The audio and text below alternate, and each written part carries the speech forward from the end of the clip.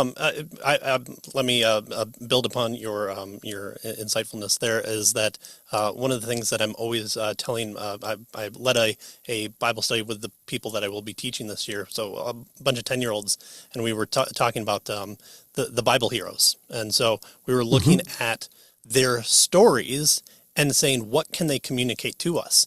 And I made it a point of each time saying, look, the Bible is filled with thousand do's and do nots, and those are all very important, especially being the Word of God, of course. But why is it that God has given us so many stories? Why did Jesus teach in parables? Why did all these characters come to us? When I talked about Jonah, all I need to say is Jonah, and you think of what? Well, of course, it's the big fish, Hmm. because those stories are impactful to it, because God is the ultimate storyteller, and we, being made in the image of God, then tell stories in reflection, whether we want to admit it or not, in His image. And so, the book that brought this to light was Scott Christensen's "What About Evil," where we were discussing the alleged problem of evil. And he had a beautiful passage in there of just how important it was that stories communicated truth, and that's what I've been seeing now. It's funny to take the evil way to get to the virtuous way in my own education, Hmm. and then talking about looking at grammar. I recently took a modified Greek for our church, and utilizing software to help kind of go past about 2 years of seminary standards that probably would make people blush, but we were doing it for the purpose of slowing down in our Bible study, and once we started diagramming in the Greek and understanding, let's look not for the noun but for the verb, and now let's see what's adverbial and adjectival. And then once I then began tutoring the songs of subject nominative, I'm like, all right, let's do this, because I really need help this week for this. And it was a great way to show the students that I was training that no, this will be important to you later on. And my oldest daughter, today we were doing some fix it grammar items, and she says, Dad, why do we do this? And I love encouraging my children to ask those why questions, because I remember those why questions in school, and those why questions were always so you can do the homework. I Hmm. always hated it.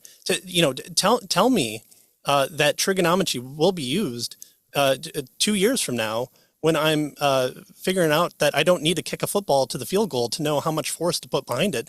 I can just do the equation from calculus, and be able to do that. And that same calculus was used by Newton or Leibniz, or if you want, pick both of them, because they both developed at the same time, and we won't get in that big war.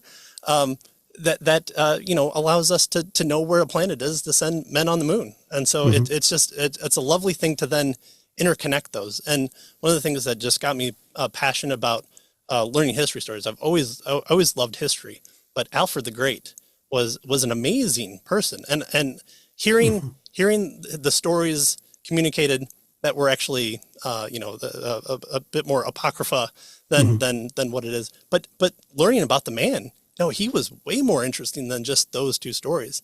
And then you get to Charlemagne, and then you go to Italy, and then you go all the way back to the Greeks, and the, Alfred the Great and Charlemagne both wanted their people to learn the classical model, and it was just really a neat story that allowed me to then get into that man's mind on just how impactful the Vikings and how scary they were, and how he was able to make peace with the Vikings, and not retaliate when they um, um, uh, took over some of the land after marrying his daughters. It was just an amazing story to learn from this, and I got super excited and communicated it with my kids, who are always listening to me go on about some historical factor. And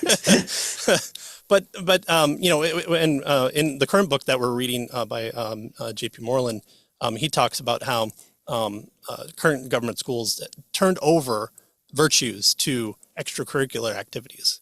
Well, then you're just putting the football coach in charge of it. And what's the worldview? What's the basis that we have to communicate?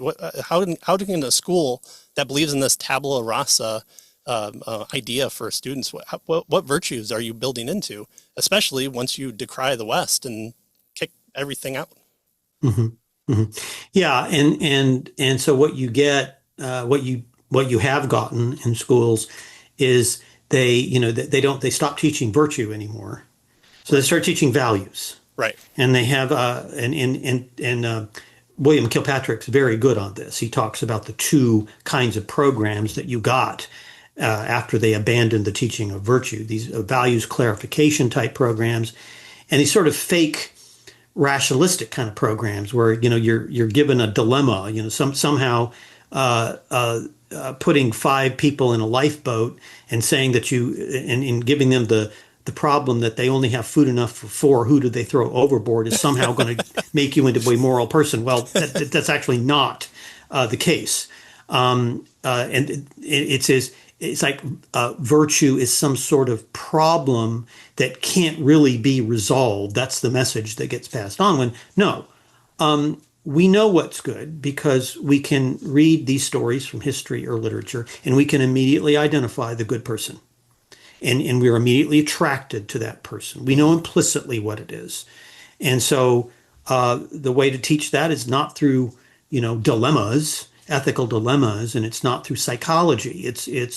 It's through learning about good people and bad people, because you learn to revile the bad as much as you learn how to admire the good. Right. And that's how you learn it, and it's not real complicated. Yeah, the worst thing that has happened to us is Breaking Bad, where the audience has rooted for Walter White.